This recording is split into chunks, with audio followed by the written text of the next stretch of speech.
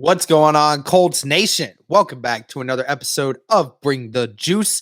Derek Larger, Cody Felger joining me as always. And guys, we have all seen the news by now that Corey Willis is retiring from the NFL, which now leaves a spot open on the Colts safety roster spot. And I think today it's time that we discuss it a little bit. We've kind of talked quite frequently about a lot of the safeties that the Colts have acquired over this offseason. But now that we know that Corey Willis will no longer be with the Colts, Cody, there's a starting safety spot up for grabs now. So we know that in Gus Bradley's system, there oftentimes can be three safeties, but at the ultimate end of the day, the two safety look is most of the time what goes down. So let's kind of take a look into this. Let's kind of take a moment and think about what kind of drop off we think will happen with Corey Willis now being gone and relying on somebody like Rodney McLeod or Nick Cross or Armani Watts or somebody else that the Colts may decide to end up bringing into in free agency still. What kind of drop off do you see from this Colts secondary with Corey Willis now being gone? Yeah, and let me first off say that, and I think you've said this as well. We wish Corey Willis the best. I'll Mhm. never fault a guy, never fault a man for following his convictions, and so we wish him the best moving forward. Obviously, stinks that he's no longer with the team, but honestly, Derek, if I'm looking from this completely outside of Corey Willis the man, just Corey Willis the player, I don't know how much of a drop off necessarily it is. Now certainly I'll say this: Corey Willis is proven, right? So you are missing. You do lose 3 years of starting experience at the strong safety position in this defense. Now I get it; there's a new defensive scheme and all that stuff, but I think the things that you lose is just a respected guy in the locker room, right? You just lose another voice. While Corey Willis was young, he always seemed very mature, right? He seemed like just one of those natural born leaders kind of guys. So you're losing that from him. But I think overall, I think we could both probably say after this season, Corey Willis probably maybe would have not been re-signed because of Nick Cross. I think, obviously, we all love the Nick Cross pick. We were a little bit confused at the time, but we thought, okay, maybe this is a move for next season. Well, that just got escalated up now to this season. Could Nick Cross potentially be, that starter strong safety from week one? And I really think he has a great shot at doing so. I really thought he could even potentially challenge this year for some playing time at strong safety. But I think we all kind of said that. We both kind of said that. We felt like, overall the ceiling for where Akari Willis was, while he was always a solid player, we felt like he kind of hit his peak, right? And with a player like Nick Cross and even Rodney McLeod, I feel like personally their ceilings are much higher at this point. Now I get Rodney McLeod a little bit older, but he's been a proven vet in this league, and certainly Nick Cross, like we talked about it whenever the Colts drafted him, right? I mean, just a freak kind of athlete type of guy.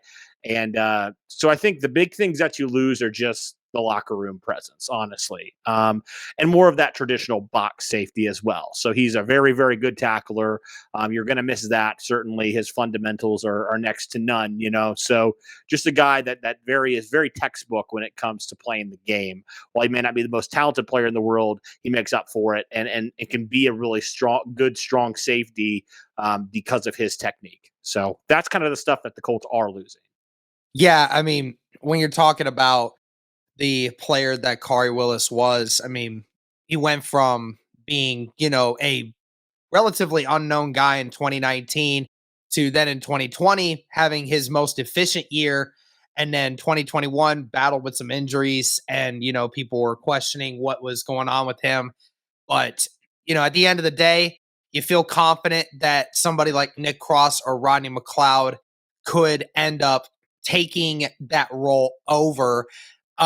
Just to kind of segue for a second away from that, do you believe that the Colts add another safety to this group, knowing now that Corey Willis is gone? Because you have your two players at strong safety, you have your two guys at free safety, but do you believe that there is another strong safety signing somewhere in this offseason? I could see it. I could see the Colts just signing somebody. There's a few like older vets out there potentially that the Colts could go look to bring in. Just not necessarily to start or really get any significant playing time, but I could see a scenario where they do. But also, Derek, on the other side, the Colts may have been prepared for this, right? I mean, Kari Willis very well may have told them, "Hey, even prior to free agency in the draft, hey, I'm contemplating, potentially stepping out." I don't know if the Colts thought this offseason or next offseason, but certainly I feel like they were prepared because they didn't only just get one other safety, they doubled down. Actually, they like tripled down. They got so many safeties right now. So maybe they do give a guy like Armani Watts, maybe a little bit more of a look, right? He's only been a special teams guy. And if he's just sitting there at your fourth safety, I don't really think that's a big issue at all. So I could see it going either way.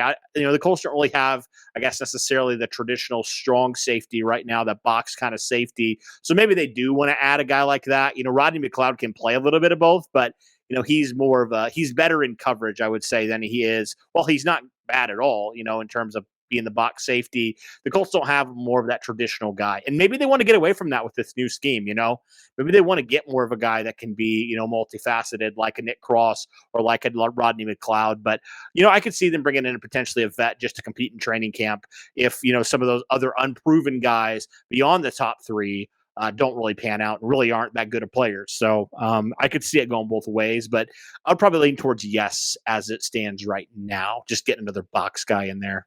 Gotcha. I mean, there definitely are some decent free agent veteran safeties still out on the market. You look at guys like Landon Collins, who just got released this last offseason from Washington. I mean, Landon Collins, from I think it was just 2 years ago, was just being paid the highest contract for a safety in NFL history at that time. So, Yeah. I mean, this is a guy that was removed from, 3 years removed from the best season of his career. And we saw what, the Colts have done this offseason, taking guys that, a few years ago were at the peak of their careers, but guys that are just looking for a resurgence. I mean, just adding Landon Collins, even though he's technically considered a free safety, still the experience of a Landon Collins really helps, especially his play style. You look at guys like Matthias Farley, who, if I'm not mistaken, actually did play for the Colts at one point. So yeah, there's that. Jeff Heath is out there. Trey Marshall. You got some names. You got some names that the Colts can easily test the safety market if they so choose to, and it wouldn't surprise me. And if anything, I mean, the fact that Landon Collins is a free agent right now, and the fact that he's not signed anywhere, remains for me to think that Landon Collins, you could get him for relatively cheap. So that would be a very good pickup for me, honestly, if the Colts decided to do that. But we talked again about Rodney McLeod and Nick Cross, what they are able to do. How confident are you in what those two are able to provide for the safety group? Because we talked about it a little bit already, but who do you think gets the edge in that department right now? And what do they provide that can replace Kari Willis? Because Nick Cross has been getting the first team reps, it sounds like, in replacement of Kari Willis. He's been getting the first team reps. I mean, I think it's safe to say Nick Cross might be the starting strong safety come week one. I would not be shocked at all. I mean, Julian Blackman, man, when Malik Hooker went down week one, Julian Blackman was a starting free safety. So it's crazy how it kind of parallels, third round picks, just jumping in kind of with unforeseen circumstances where they weren't necessarily going to play a huge role in their first season. And it could be the same way here. With Nick Cross. So yeah, I mean, I'm all for it, man. I think, Rodney McLeod's obviously the more polished guy at this point because he's been doing it for, 10 years or so. But if Nick Cross is taking those, and if, obviously right now, still very early, but if we get into training camp and Nick Cross is still taking the team one reps, I have no issue at all making him the starting strong safety because that just expedites the process, right? I mean, I think he's going to grow so much and he's going to, become a better player, I think, for it from starting as a rookie. I really do believe that. I think there's no greater teacher than live reps for some of these players. So I think for a player like Nick Cross, I mean, we're all hyped for him. I want to see him now. Like we're all hyped for him. We all understood, okay, Corey Willis is going to be the starter this year, and we were fine with that. But I think Nick Cross now, I think certainly from a ceiling standpoint, the ceiling is much higher right now for Nick Cross than any other safety on this roster competing for that strong safety position. I mean, and you look back at what, Corey Willis thrown right into the fire as well at the beginning of his career. He was thrown right in. He was a 4th round draft pick, and nobody had any expectations for Corey Willis coming in. And first year he was all right. He didn't excel at anything, but he certainly wasn't terrible at anything. So, I mean, just even being average. And then we've been talking all the time about how he's not as much of an athlete as what Nick Cross is. I mean, you look at Nick Cross. Nick Cross is a entirely different athlete than what Corey Willis was. And Corey Willis was sometimes in and out of position, but Nick Cross is kind of in that point now where this is his role. So, I think back to it, I'm like, I just don't think there's any way that Nick Cross can do much worse than what Corey Willis had his first year. And like you said, it just comes down to the live reps. And we'll see what happens with McLeod. You wonder if he's gonna get kind of the experience factor, and maybe that might be why he eventually gets the start early in the season, because of his familiarity with Frank Reich and with a cover 3 scheme more than what Nick Cross is. But I mean, yeah, I'm putting my bank on Nick Cross, especially if he's getting the first team reps in practice right now. I kind of look at it kind of like a fail-safe a little bit, where, okay, if Nick Cross ascends and he's fantastic as a rookie and he's just like, wow, we can't afford to not have this guy on the field, great. That's what you wanted, right? But if he's not quite ready, you have a vet in Rodney McLeod that you feel very comfortable with stepping in there week 1 and playing well for you. So I feel like either way it goes, obviously you'd prefer option A, but if option B happens, I don't think that's the end of the world either, because you still do have a really good vet, and credit Chris Ballard that, him and his staff, they just decided, really early on in this offseason, okay, we are going to address safety, and then we're going to address it again, and then we're going to address it again. So that if something like this happens, unforeseen circumstances happen, you're prepared, right? And I think that you just got to credit them for doing that, and the depth that they built on this roster, where, yeah, that sucks, but a season to go, Derek, if this happens, Colts are screwed at strong safety. Oh, yeah. I mean, they are. I mean, at this, like, you're not going to get a player that plays at this caliber, right? You're not going to get a player of Rodney McLeod's caliber this late in the offseason. You're not going to get a player like Nick Cross at this point. And, I think that's why I think it's been a really great offseason for the Colts, just finding that depth. So you can weather the storms when they do happen, and they will, and more things will happen throughout the course of the season. That's just kind of how the nature of the NFL is. So overall, I think the Colts are very well equipped to deal with this, and I really feel like they will. Whether or not they add another strong safety, I think it'll just be for depth purposes. And honestly, we'll just expedite this process of getting Nick Cross maybe more starting reps right away as a rookie, so that when he starts finding his own, I think he's going to be a really, really good player.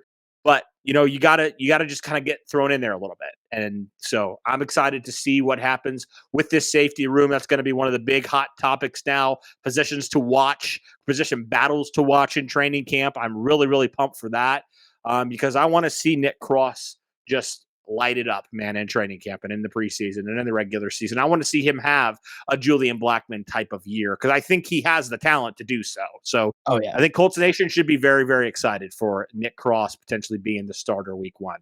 Yeah, absolutely. And when you're talking about, like, when I mentioned the Colts potentially going out and getting another safety, I mean, you look at it from the perspective of, you lost George Odom this year, and it's kind of funny because I'm looking back at the numbers, and George Odom was actually the 10th highest paid safety this offseason, and with a 3-year contract worth $9.5 million. And then the next guy after him in total salary hit was $2.5 million. So there's a huge gap between George Odom and every other safety that went below him. which is quite crazy to think about because the Colts signed three safeties. All three, they signed three safeties this offseason: Rodney McLeod, Brandon King, and Armani Watts. And then obviously acquired Nick Cross as well. So you assume Nick Cross, Rodney McLeod, those are two guys that are going to work that strong safety position.